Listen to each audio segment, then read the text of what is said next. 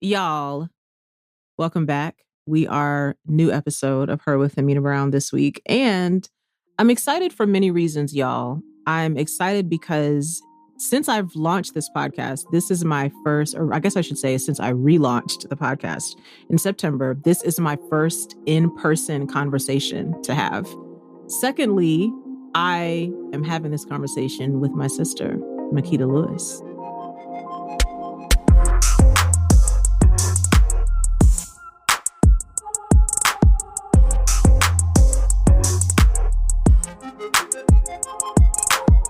We're here together. I normally tell y'all we're creating a her living room space. We are technically in my husband's studio though. But we were in the living room just a few minutes ago, so that's fine. First of all, let me tell you a little bit about my sister. She is a visual artist, as well as being an art curator, but for some reason I want to say curator. That's because you bougie. She's freaking amazing. Also, yes, we do know our mom is listening and she knows that we're going to be cussing on this episode. Goodbye. Sorry, Mom. Love you. Love you so much, Mom. Love you, Mom. Love you very much. So I had an idea. We're recording this during the summer of 2021. And I had an idea of not necessarily wanting to do a set of interviews, but wanting to do a set of conversations. And my sister was the first one to come to mind. My assistant, Lee, and I were talking about a conversation that you and I were having, Keita. I'll be calling her Keita, but it don't mean y'all can. Anyways, so I was telling her about a conversation you and I were having, and Lee was like, oh my gosh, I would love to hear this on a podcast. And she was like, I've actually watched you and your sister like interacting before in person because Lee was here visiting one time when you came over. Mm-hmm. And she was like, I just think it would make like a really good episode. And also like, I'm super curious to know what y'all have to say about these things. So that transpired now into, I think I'm going to do a set of episodes, y'all, that will be with people that I actually have close relationship to in my life. And I thought it would be nice to have some conversation around friendships, around family relationships that also turn into friendships. And so I just thought it would be dope for my sister and I to politic in part what we would do when we're together. 75% of that is not for you all. Yeah, it'd be a lot of shit talking in personal things. Yeah, so we're just taking a little slice of what we would normally be doing. Yeah. And maybe you're listening and you also have a sister. You want to hear this, discuss what sisterhood is like. Maybe you were growing up and always wanted a sister. And I think it's also just interesting to me, the relationships we have in our family that can convert over into friends. Yeah. And I can definitely say that my sister is one of my best friends. No, I know. I felt emotional. I totally felt my feelings just now saying that. So, okay, Keita, I want to get into like the dynamics of being sisters. Right. But I guess since I was here first, I will tell the story of how you got here. Not pulling rank. Boop. Yikes. Yikes on bikes. Yikes. Nah, I need the big piece of chicken because I be working the hardest. Yikes. Yikes. So, y'all, Keita and I are almost 11 years apart. Really? I was 10 when you were born. You were born in March and I was 10. And then you turned 11? I turned 11 in May? That May. Really? Yeah. We're like 10 years, 10 months to the day apart because both of our birthdays are on the 20th of the month. It's the alignment for me. Very much aligned and we love to see it. Love that for us. So I always wanted a sister. I would like have these dreams of like, I wonder if it's possible somehow that I have a sister who's my same age, but she lives somewhere else in the world. And like, we're like twin sisters, but she's having a whole other experience, you know, in whatever country she lives in, you know, whatever. So when our mom told me that she was pregnant, I was like, this has to be a girl. I just don't know what other way. And I had also decided that if it turned out to be a boy, that I was going to find somewhere else to live. I don't think I had nailed down.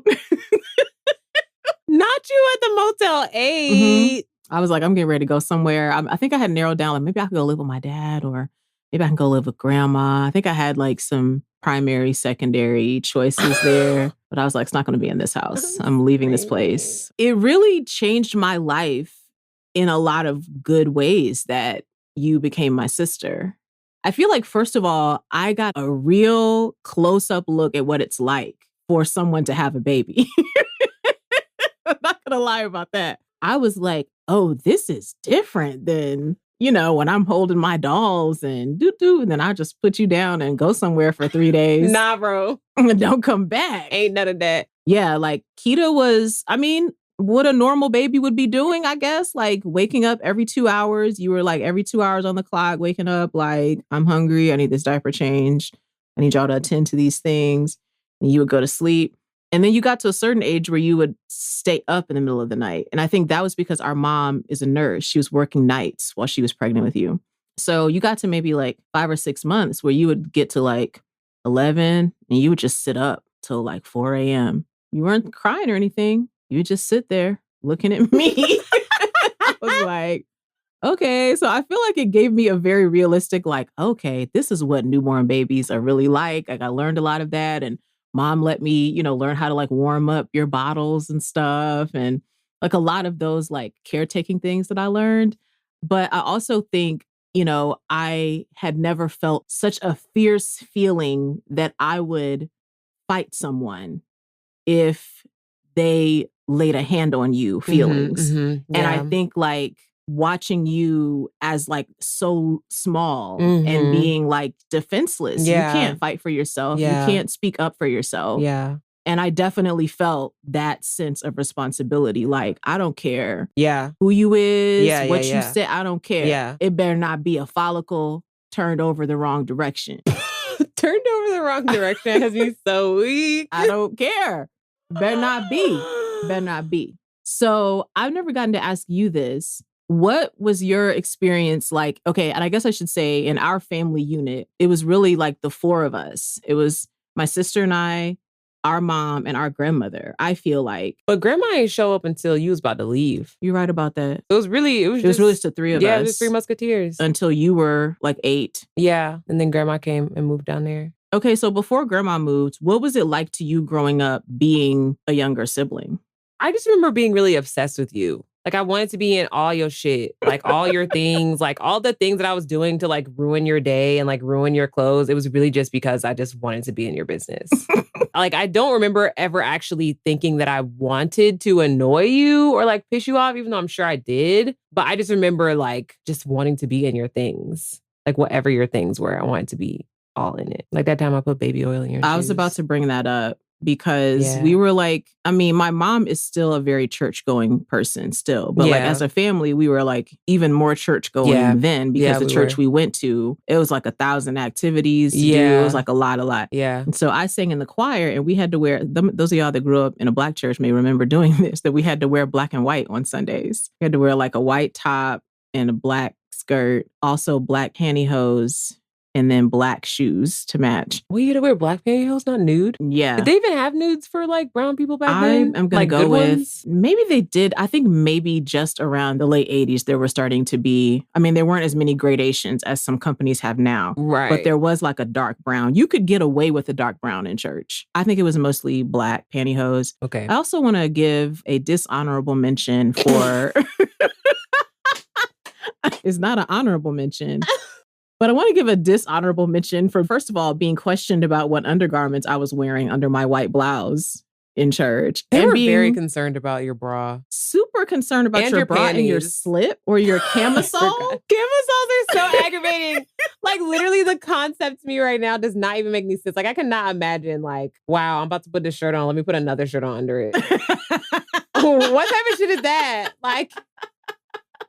What? Mom had told me that if you wear white, you should wear black undergarments. Like your bra should be black. And if for whatever reason you're wearing some sort of tank top or whatever, it should be black. Right. So that nobody like is seeing your situation. Yeah. But then in church, they would be like, it should be white. So we know you got it on. I also had like my shoes that I wore to sing in the choir. The way our church was set up, there were 2 services in the morning. And then there was like a period of 5 hours that you had after the second service to like eat food, take some kind of nap. And then there was like a service that happened at night at 7:00. Like it really was used to like be a in church whole 3 job. times a day. What the hell? It really was like a whole job. So in the intermittent time, sometimes when Keita was little, she would like get into something. When you were maybe like 4 years old, you got into some hair products. I think your intention was to mix your own hair product, and it became some like Vaseline and pink oil moisturizer. I mean, I saw the science that you were trying to go with, and then you just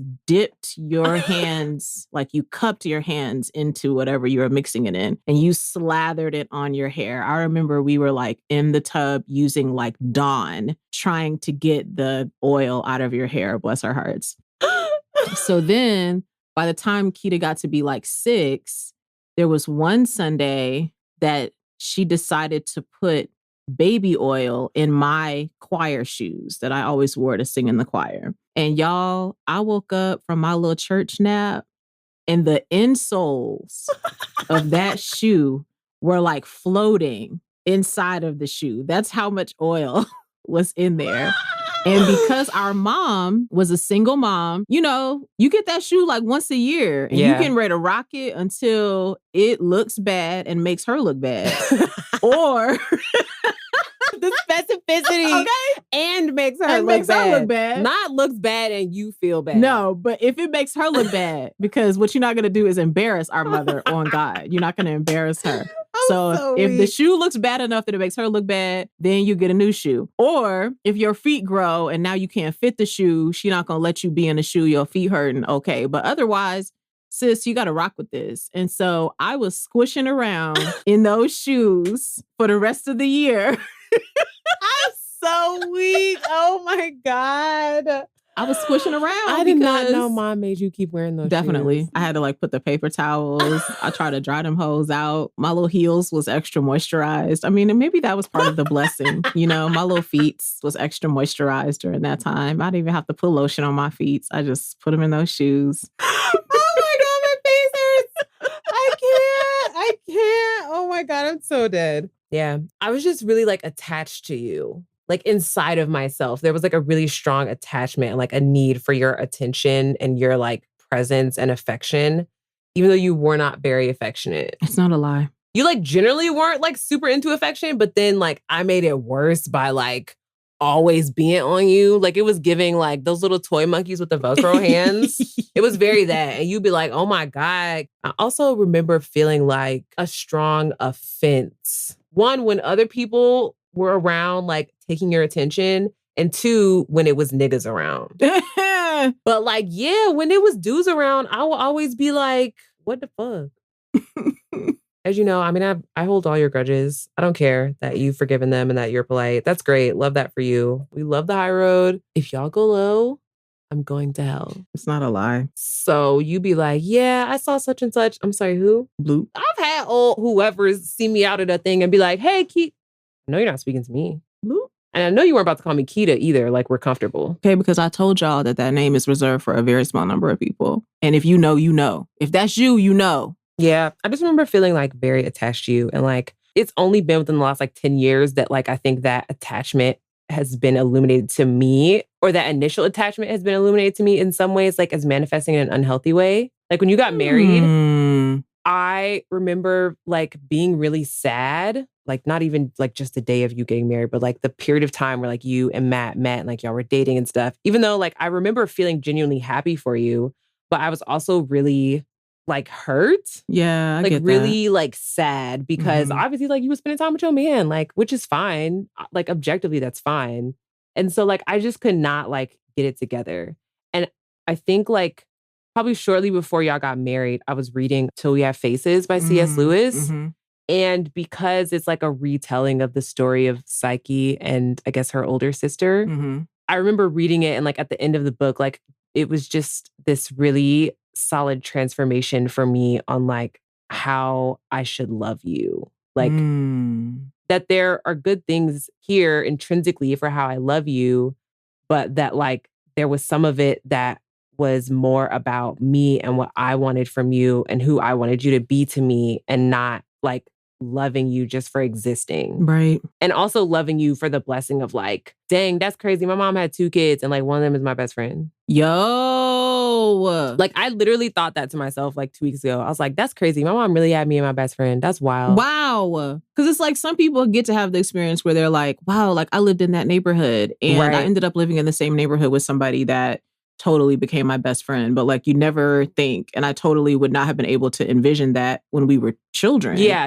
absolutely. You know, I always felt like we was going to be cool and love each other.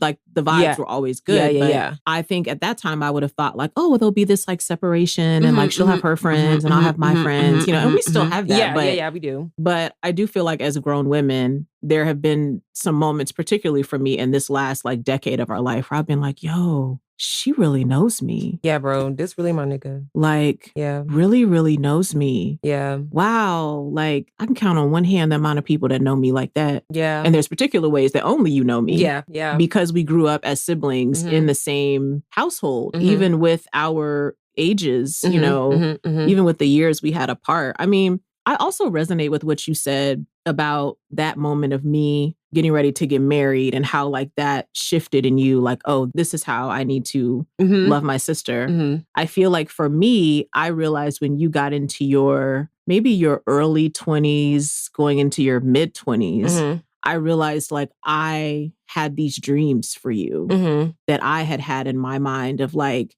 here's the life I think it would be great for my sister to have. Here are the types of relationships, you know, I want for my sister to have. I mean, I don't do this poem anymore, but there was like an initial poem that I had written that was sort of me saying like, it was me telling those stories about here's this, you know, beginning time, all that stuff I was saying at the beginning of the episode about these things I'm thinking as, you know, even being jealous when you were first born and being like, all these people is coming here to visit somebody who can't do nothing but eat and go to the bathroom? They really wasn't coming to see you. Oh my gosh. I would literally open the door and be like, she's over there.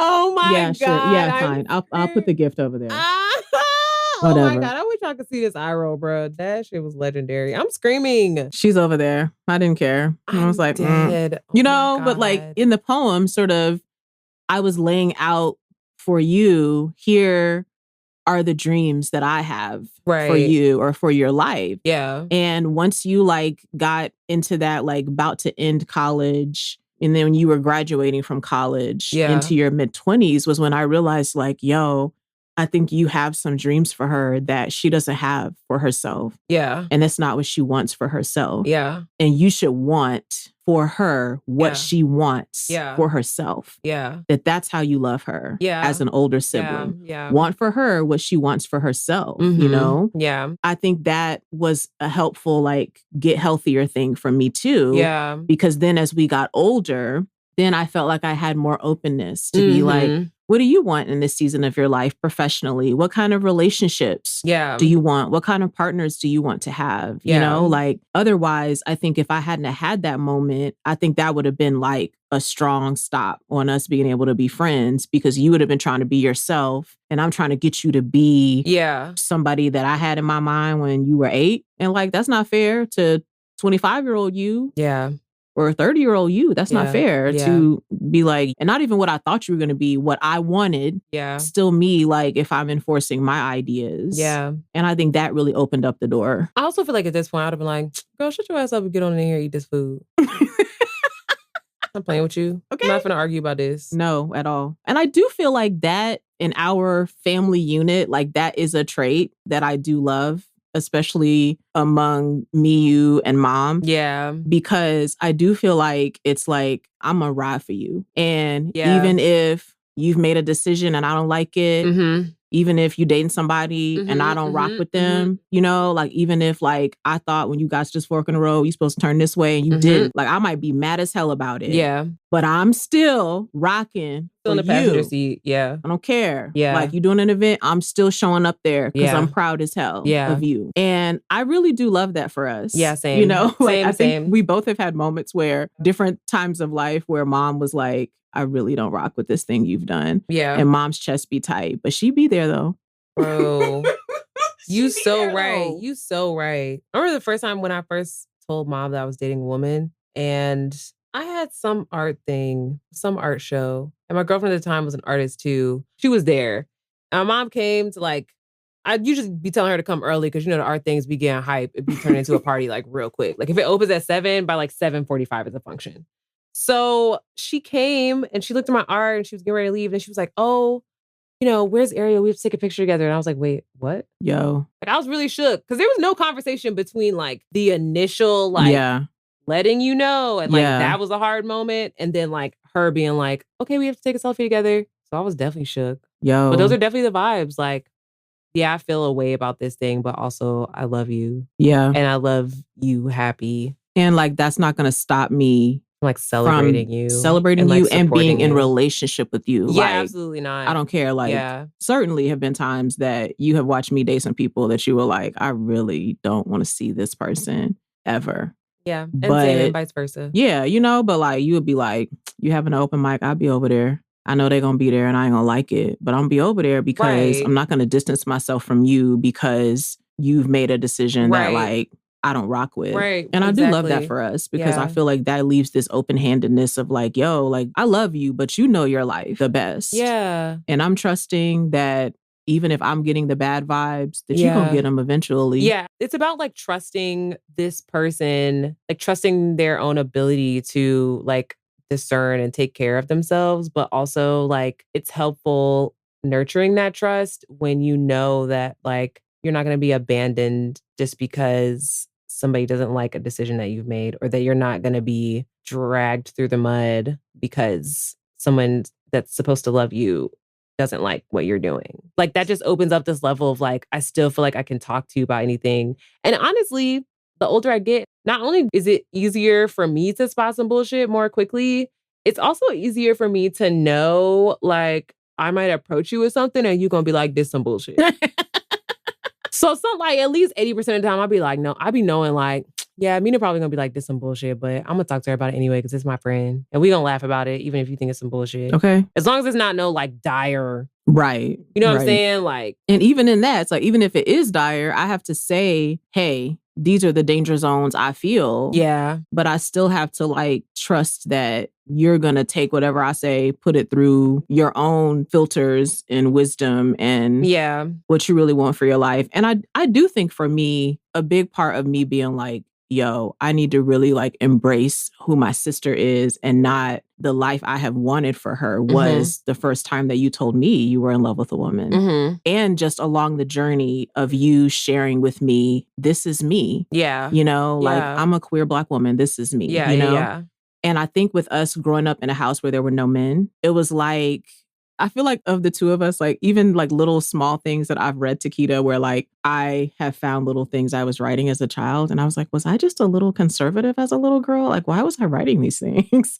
So I feel like there was this very like way that I thought I could fix that. Right. And I felt like because we both, for various sundry reasons, were growing up without our fathers in the home and without them being in our lives very much, really. Like, I think I had this dream for us. Right. Like we're going to grow up and man, I really want us both to like, now, of course, y'all know that this was me also being at that time, not only probably having conservative thoughts, but because they were Christian and conservative, right? Right. So in my mind, it was like, this is what changes things. Keita and I will both grow up. We'll marry these good men. We'll have children. And that's how we'll, air quotes, break the cycle, whatever that is, So it was like this thing I envisioned for myself at the time, but I also was envisioning it for you. Yeah. And as you were sharing with me, hey, I'm queer. Yeah. Then I had to be like, yo, you're putting on your sister this thing you think. Yeah. This thing you, first of all, goes to therapy, but this thing you think that's going to fix, some choices adults made. Yeah. That affected us as kids, but wasn't on us as children. Yeah. It was the choices the adults made. They were unfortunate in some regards. But I think as you began to open up and share that with me, I sort of started like digging back in there and being like, okay, let's get rid of all this previous thought and like, what is the thing you want most for your sister? And I was like, I want my sister to be free to love. Mm-hmm. And I want my sister to be loved well. And whoever that is, I want that for my sister. Yeah. And when you were like, it's a woman. If it's not this woman, it gonna be a woman, period. Then I was like, yo, then I want that for my sister because it's who my sister is. And it's what my sister wants for herself. Yeah. I won't even just say, Keita, like it made things easier. I just feel like it made it more true between us. Yeah, for sure. You know, it's more honest than like, all right, say word. Now I'm dealing with you, not like some other thing I've made up. Something that I've always appreciated about you, I feel like when you don't understand things, especially in the last, like as we've gotten older, I feel like when you don't understand things, you ask questions or you read or you like sit with it and think for a while. I mean, every time I talk about you, niggas be so amazed, bro.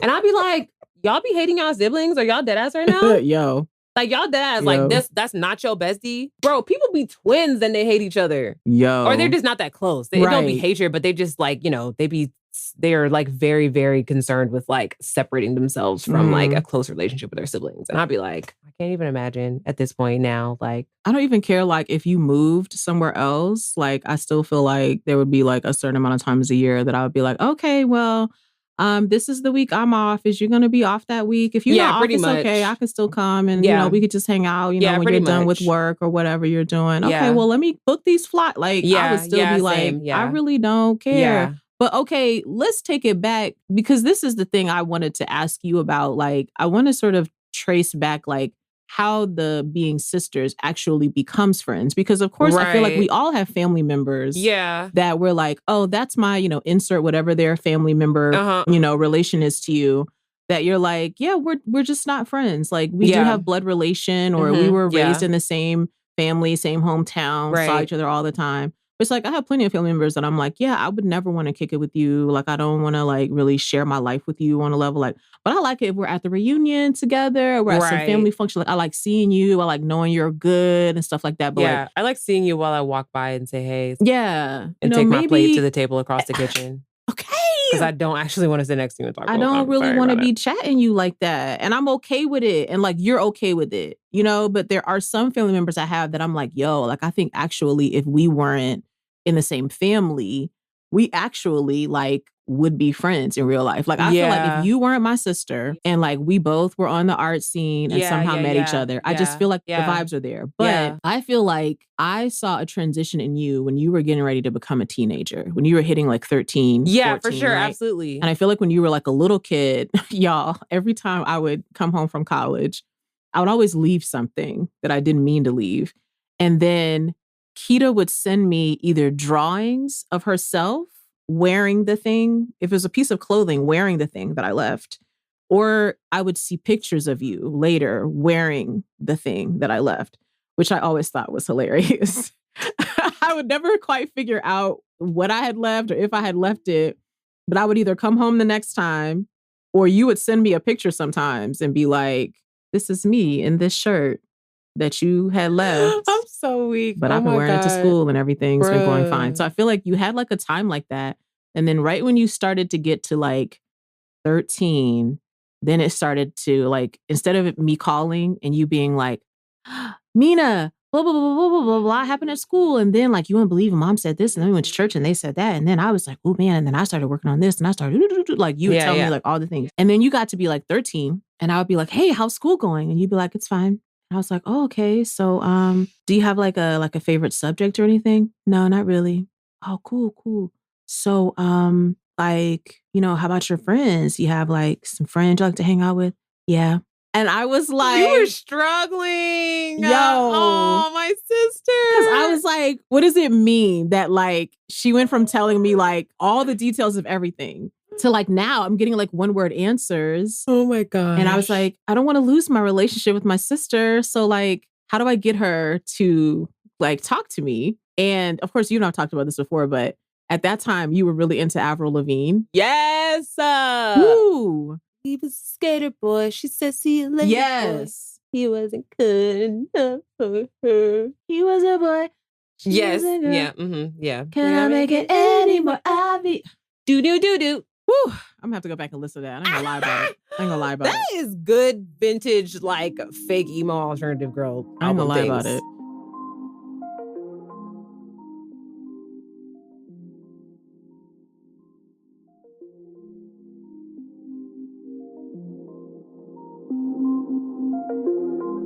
So whatever I was able to get out of you, that you were listening to that. Yeah. And I think you were listening to a little bit of Lil Bow Wow. I remember I was working corporate at the time. I had been hired as a writer for redacted Fortune 500 company.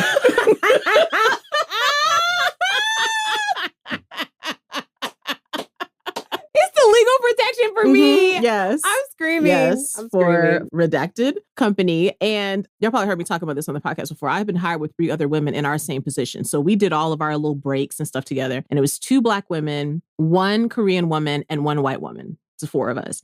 And so we would have all of our breaks, meals, most of that all together. And so I came back to work after you said that to me. And I was like, I don't even know where to begin. And y'all, at the time that Keita's saying this to me, this is not like you could go to Apple Music. No, you had to or take your ass to a iTunes. store. Yeah, you had to get a hold of like a CD somewhere. And Yeah. I can't even remember the periods of time that Napster was online or offline, because that was always like a tricky thing of when it got shut down for a while and whatever. And I was like, and then sometimes people downloaded things from over there, or LimeWire. There's a bunch of other ones. I love me some LimeWire. Okay. But then like you would get the song Antivirus. Or it would be a completely different song. And you'd be like, what is this? So I was like, I don't know what to do. So I like said to them, like, I'm not getting like any responses out of my sister. And I feel like maybe I need to like do some things she's interested in so I can know what's up. And so they were like, well, what did she say? And I was like, well, she said she's listening to some girl, Avril Lavigne. So one of the women said, oh my gosh, Avril Lavigne. She was like, I have the CD. I love her music. And she was like, I'll bring it to work for you. And you could listen to it, and then you could talk to your sister about it. So y'all, That's so cute. She brought that CD to work. I put that thing in a CD-ROM. Some of y'all like, wow, not what's the that? CD-ROM. Wow. Wow. I put that thing in the CD-ROM. At Redacted Company, we were restricted about listening to headphones sitting at our desk. Can y'all even imagine? So I was like, I don't care. I brought my little headphones from home and put my little headphones in, and I was like, okay. So then the next time that I called Keita, I was like, hey, I listened to Avril's album and I like this song and I like this song. And she was wearing this on the album cover. And it was like, y'all, it was like Keita went from like, yes, fine, sometimes to like, like talking to me. And I was like, yes, yes. So that like opened up a whole like conversation thing. I'll tell you another thing when you were a teenager. First of all, my sister is responsible for every technological innovation that I have ever done. She's basically responsible for that, okay?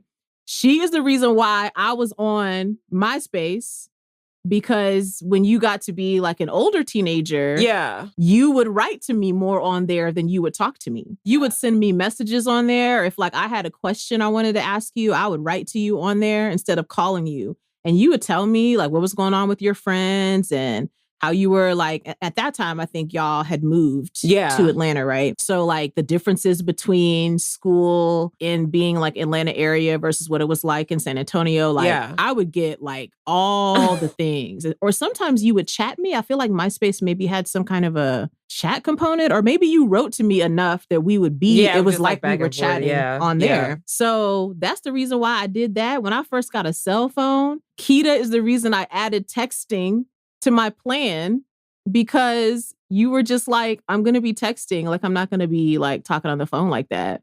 So I paid for my little plan where I could have 1,500 text messages a month. My sister, oh my God, this is so sweet. And mom was calling me like, I'm going to have to get an unlimited plan because your sister is burning through these text messages.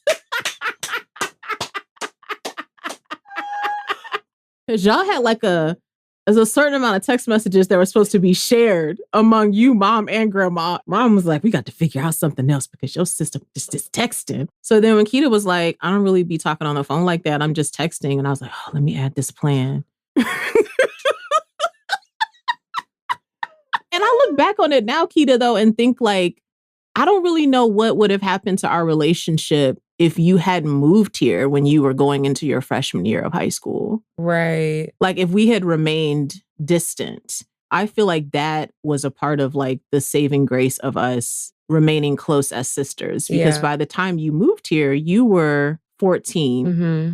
And I was just turning 25. So I was in my... It was the young, sexy years. Okay. I was in my out here to cat, showing these legs and everything. I had the social life. So I would just come pick you up on Saturdays or whatever and just be like, we would just go run errands together and just hang out. Yeah. And then, y'all, I will say one thing about my sister, even though I feel like we have a lot of similarities, here is where we're different. When I tell y'all that my sister be speaking her mind, though, and if you have a problem with it, then I think you need to deal with it in your own time. But like, I be having a mind. I be thinking 1,000 things before I say it, even if I really do feel whatever way I feel. See, my filter is, you know how niggas gotta change the filter in their AC? Mm-hmm. I feel like I should have changed mine like 30 years ago. Like, it's just in there, just like... It's just a hole there now. It's like everything's getting literally through. Like everything. I don't even know if it was really ever a whole filter. So y'all, let me tell you how Keita would play me. But now it's the best. But she would play me. She would be like 14, 15. We would have a whole day. We like went to Walmart and like got the car washed, did all whatever my little errands were. We would hang out and I would talk with her. Right when it was time to go home, Keita would drop some type of like bomb on me. Like something she saw her friend do, something that happened at school. And she would tell me the really real. Like, when Snoop was like, it's realer than Real Deal Holyfield. Like she would tell me that, but like realer than that. And then she would say it to me and she would be like, okay, well, I'll see you later. And she would like get her stuff and walk in the house. And I would be trying everything to appear unshocked. Super trying to be like, yeah, okay. So then after that happened, well, what did they say? Okay, well, how did you feel about that? Like I would try to keep my face neutral. And then after she was done with the conversation, she would be like, okay, well, I had a great time. Thank you, my sister. And she would like walk herself into the house. And I would just be like, literally, what just happened to me? So can you take me back to this time? And what were your thoughts about the move here? And then I would also like you to speak to your ability to be like, here be what's going on, and then just go in the house. I think that I definitely had like a romanticized vision of like what it was going to be like living in Atlanta. Because, at that time it was like, it was giving So Def. It was giving like bikini strings hanging out of jeans because Sierra. So of course I had like all these like thoughts of what living in Atlanta was going to be like. Additionally, I had all these thoughts of like what living in Atlanta where you live was going to be like. I thought that like you were going to come over all the time. I was going to see you every day. We were going to do everything together. And then like when that didn't happen immediately, I was so pissed. But honestly, it was really like hurt manifesting as like angry feelings. I feel it. Because I don't know if you remember this, but there's this one time we lived in that first apartment when we lived in Dunwoody. There was a couple times you called the house and I wasn't trying to talk to you. But it was one That's time true. You called the house and it was like, me doing my general like petty little sister things. Like I wasn't trying to talk to you. And I think I gave the phone back to mom to talk to you. And I can't remember if you were still on the phone when she did this or if she had hung up the phone. But she came in my room and like angry cried at me that I needed to get it together because I only have one sister. And I cannot talk to my sister like that. And I definitely felt so bad. Oh my gosh. Like I knew that I was trying to make you feel bad, but it's like when somebody points something like that out, even though you are already aware of what you're doing, it'd be like, oh wait, you can see me? Now I'm embarrassed. Now I'm ashamed of like how I've navigated this. So yeah, I definitely like remember moving here and like romanticizing it and like it not being exactly the way I thought it was going to be. I remember going to high school for the first day. I went to Wheeler in Cobb County. Whoop, whoop. I still don't really know how to describe this feeling. I guess there was definitely some level of amazement that there were so many people that were not white.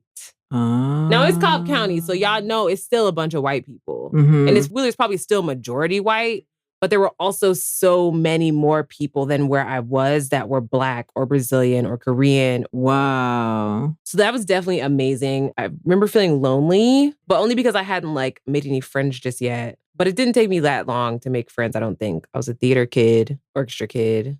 I like made friends because of those things. That was definitely like a transition period like in our relationship. It seems to be in 10-year increments, doesn't it? It does Like, actually, now that almost. we're talking about this. I feel like that period was like characterized because when we did hang out, it was like basically what you were saying. Like you would pick me up and we would like go to the mall or we'd go see a movie or like And I think letting me in on like the things that you do with your life in general was really helpful. You know, like it wasn't mentorship program vibes. Like you weren't like, okay, let me spend this quota time with my sister or whatever. It would be like, oh, I have to go to an open mic. Like, do you want to come with me? Or I'm performing at this thing, or I'm hosting this thing. Like, do you want to come with me? And like, I got to meet your friends. And like, I know that we had met some of them when we like would visit you while you were in college, but it was different like after you were out because these were like general life friends, you know, like people like, and at a certain point in adulthood, there's like friends that you have that part of the like foundation and realness of that is that y'all know y'all have to make the effort to nurture it because y'all don't work together or because you don't go to school together or because you're not in some like concentrated environment where y'all have no choice but to connect. So I think that was like really helpful. I was just really like your little sidekick. Like you would hit me up and like take me to your things. And it made me feel like I knew you as a person and that you respected me as a person and that you wanted me around. Because I mean, to be fair, like even once I got like older, like I was 18, 19, I still was a kid. Right. But you still made it a point to bring me around. Like obviously you were very protective of me, but you like definitely it never made me feel like I was a toddler. Yeah. Also, I mean, as far as the bomb dropping thing goes, I'm not even gonna hold you. It's crazy because I don't remember most of the shit that I said to you that had you pressed inside. I feel like the biggest thing I remember was that time I cut my hair before Thanksgiving. I had like cut this part and then I had these little like things that went down and like these little bangs. If anybody listens to this podcast, watches anime, I tried to cut my hair like Major from Ghost in the Shell. But this is when your hair was still straight. Yes, it was still straight and it was long. Okay. And so if you don't have that reference, feel free to Google it so you can know what kind of like visual vibe I was going for. Also, let's add in the layer that like I'm a Southern Black girl with a Southern Black mama. And that means that there's a lot of everything wrapped up in your hair. Mm-hmm. And like what I do with my hair is somehow a reflection of like the quality of my mom's like motherhood and or like womanhood or like general like you know standing as a human. It might have been something I asked her for that she said no, or we got in some argument or something, and I just knew that I was gonna grind her gears. It was like if you cut your hair, if I cut my hair, and I'm pretty sure it was the day before Thanksgiving. Were we going to like be with other extended family members on this Thanksgiving, or it was like a Thanksgiving that was had here in Atlanta? It was just at the house. Okay. I think it was just us. Woo, honey. I'm pretty sure it was the night before because I remember waking up. First of all, I was very pleased with myself. I was very pleased with my haircut. This story is very on brand. It's not like I cut it and I was like, oh, Makeda, why'd you do? I was like, ooh, this is cute, girl. Yes, did that. But I knew it was gonna be a whole big thing. And I also knew that even though it was gonna be a whole big thing, there was nothing that mom could do to fix it. Like, yes, I did cut my hair. We're about to have this argument. And then it's going to be over. And my hair is still going to be You know short. what? You know what? I'm so sorry, Mom. I'm so sorry. I know I have brought you so much stress. I'm so sorry. I'm so sorry. But I remember getting ready for Thanksgiving, like setting the table and whatever. But I was wearing a hood all day. I remember Mom kept asking me if I was cold. And I was like, no, I'm not cold. I'm fine. Because she didn't know yet. You cut that hair the day before Thanksgiving and did a reveal on a holiday, Kida?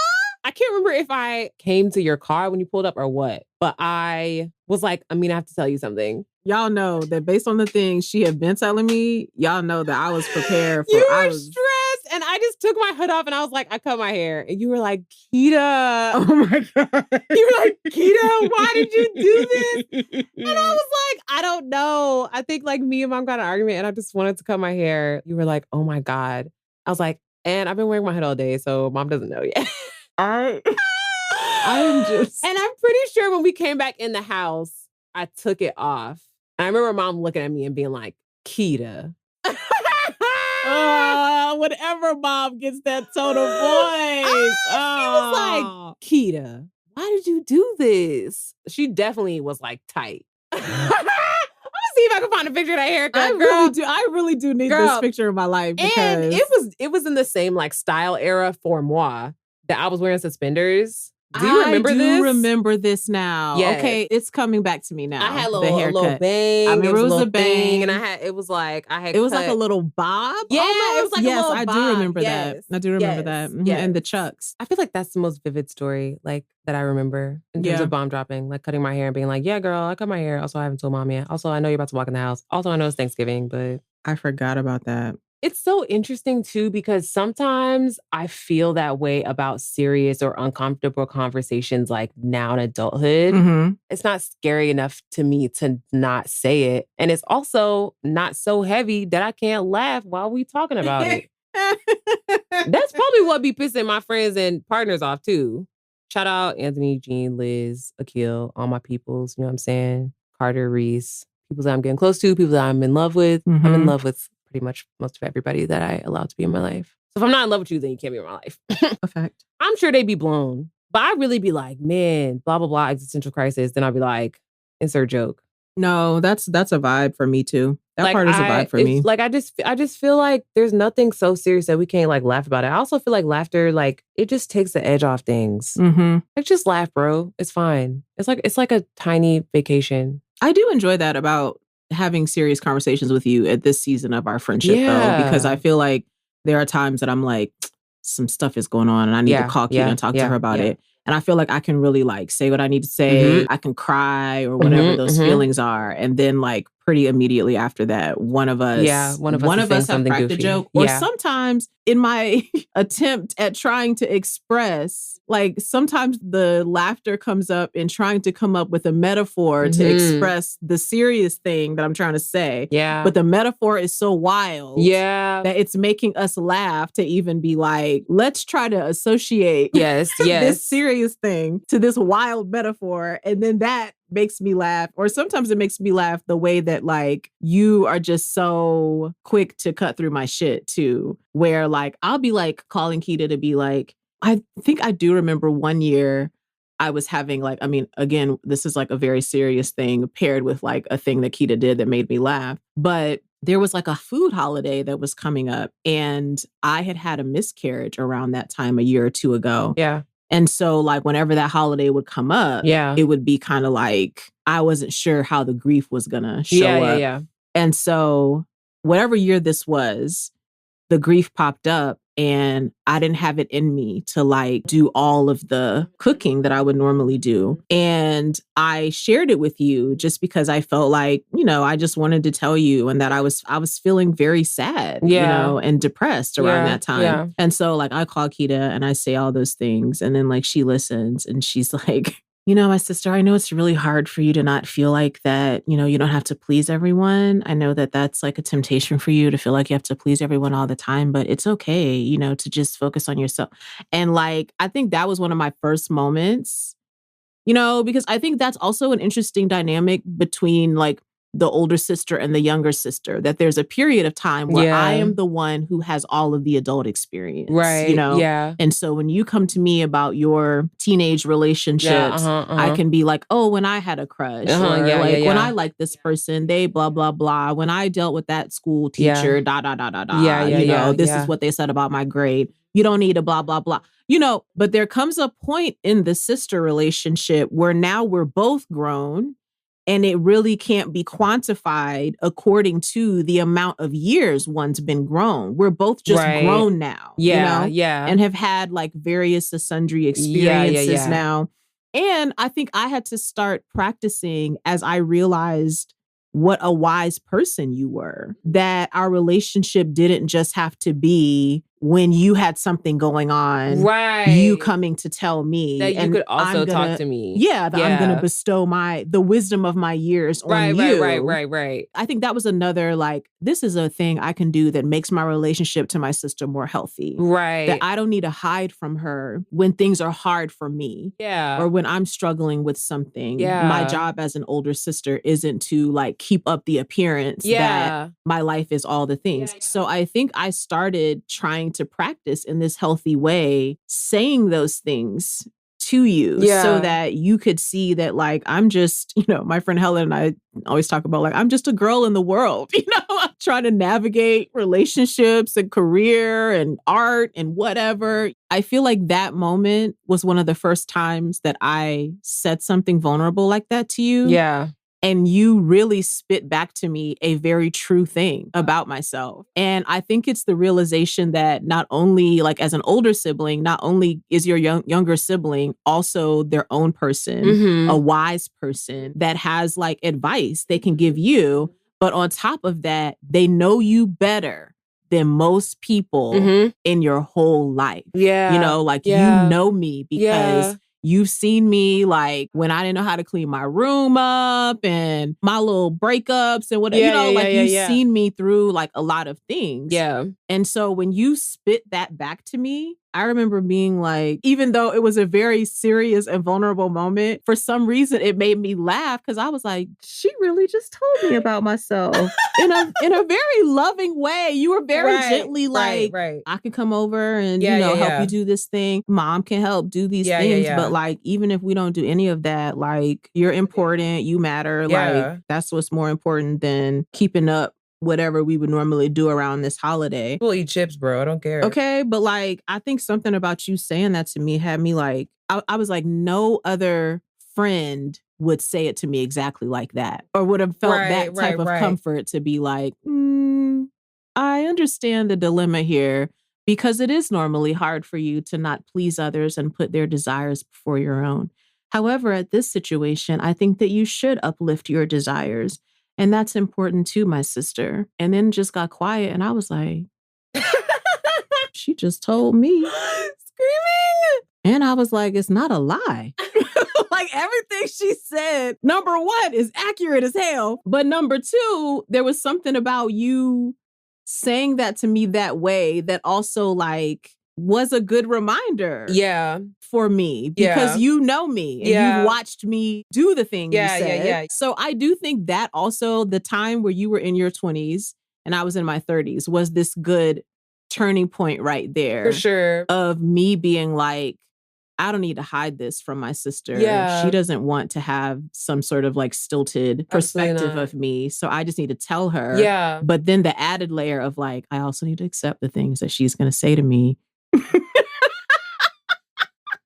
Like, I need to accept it and that there's going to be like a lot of truth in those moments. I feel like the moment of when y'all moved here to Atlanta, that I was 25 and you were 14. I remember setting the groundwork with mom like several times and being like very excited that you've decided to move to Atlanta. This flight attendant very voice, excited man. that you've decided to move to my city. I think it's going to be really useful for you and your career. City when you've been there for 6 years. Okay. I also think it's going to be really useful for my sister's education. So I think that's a great parenting choice. But I do just want to let you know that I do have a life with my friends. And so I'm mostly going to be spending time with my friends. And then I will make some time to spend time with you and our other members of our family. But the priority is really my social life and what my friends and I are doing. Also want you to know that on birthdays, there will be 2 gatherings because I need to have a gathering that's just for my friends and I don't think you need to come to that. And so I think our birthday gatherings need to be separated. I think I need to not this list of rules. Oh my God. And bless mom's heart that she was just listening to me and just like, for real, mom has really loved on us and like let us just, we be saying ridiculous things. And her chest be tight about it, but she'd be like, okay, if that's how you want to live. There comes a point where like, you sort of have like a decade in there between sort of like your early mid-20s, your early 30s. Yeah. Where you've had a chance to like be with your friends. Yeah. You got to travel with them, maybe. Yeah. You got to do your professional stuff and go through relationships and breakups with them and all that. Yeah. And some of them are good to you. Yeah. You know, you have some good friends. Some of them are shitty to you. And you're like, wow, I need to learn these are not the people to have in my life or whatever. But then I do think by the time you're hitting your 30s, you're starting to realize like, wow, there's certain things that happen in my life. And like, here are these people that have been a constant through that, you know, and like brokest moment of my life where I had to walk into my mom's house and ask her and grandma to help me get my car out of repossession. And they pooled their monies together, you know, and being like, yo, like I've had some friends to help me, but that was like one of the lowest points of my life. And those two women like they were pulled there. it together for me. So like, I do think the more I went through things in life, I realized like, yo, like you're going to have a very small number of like ride for you friends in your life. Like you're going to be able to count them on one hand, those friends that will ride for you like that and that remain in your life over time. Whereas like I looked around and thought like, man, this lady as my mom, she been there on like my worst days, my best days. She been there to celebrate me. She been there to tell me some truth and I didn't want to hear that. Whatever, you know, and like looking at you as my sister and being like, she really does know me. And like remains in my life and wanting to be close to me. And she's seeing all of me. You're seeing me when I'm like at my best, I'm doing great. You seeing me when I'm in like an unhealthy kind of space. And you're like, I don't like that. Or I don't like that you did that. Or I don't like this attitude you had, but I'll be here tomorrow. Will. You know what I'm saying? And so will. I think in a way that in our family unit, because I know that's not the case for all of my family members and not the case for everyone's families, but in our like immediate family unit, it's like when I'm in the house with you, mom and grandma, like that's home to me. Yeah, that's home. Like wherever we all are. Wherever we all gather together. If I'm sad, I can still come over.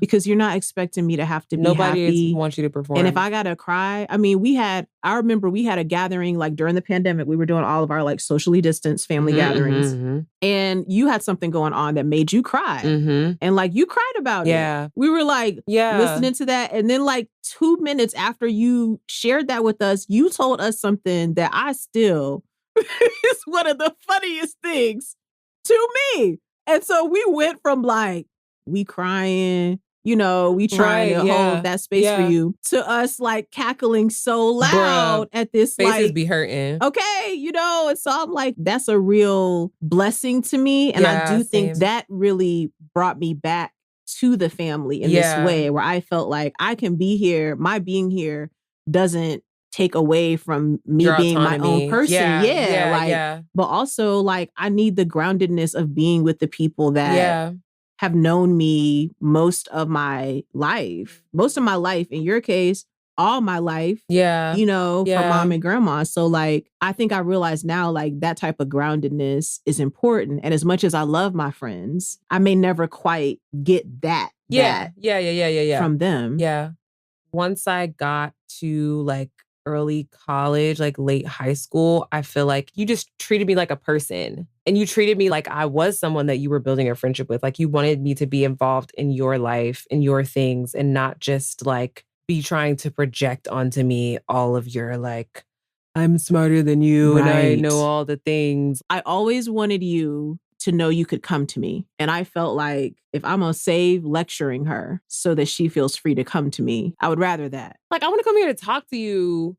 You're not my school counselor. Okay. And I'm not your mama. We love our mama, but I'm not your mama. Love you, mommy. But you know what I'm saying? Like, I'm coming to you because I want to talk to you. And maybe I do want to hear your thoughts, but like, you have to give me your thoughts in a way that you would give your thoughts to your friends. To your peer. And I realized that like, we're not the same age, but like, you wouldn't talk to your peer like they're somehow like, you know, emotionally beneath you or emotionally unintelligent or not as intelligent as you are, you know? It's like, don't talk to me like that. Because if you do talk to me like that, now I feel like I don't want to talk to you about nothing. I don't want to hear your mouth about it. Okay. Which means we're not really friends. To me, that meant, especially when you were younger, not as much now, but when you were younger, that meant if you were in danger, if you were in some type of bad situation, like even coming to you. And like now, what's that mean? I'm like, I want you to feel like you can come to me all the time, even if I do be freaked out. There's like a level of safety that still feels like you are not going to look down on me for getting myself in something that I had to ask for help to get out of. And I feel like that was really important. It's just effort. The way that you put in effort with any relationship. Like you going to listen to Avril Lavigne knowing good and damn well that was big 13-year-old girl taste. Yeah.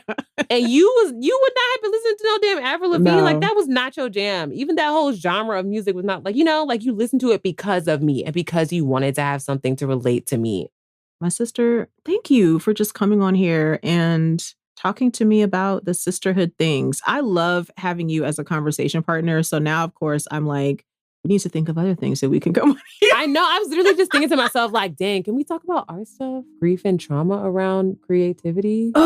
Is that too much? I would like to talk about that. So we have a lot of things that we're very excited. Makeda will be back here on the podcast, but thank you for joining me here and talking about all the sister things. I appreciate it so much. I love you. I love you too. Let's squeeze some leftovers. Okay, thank you.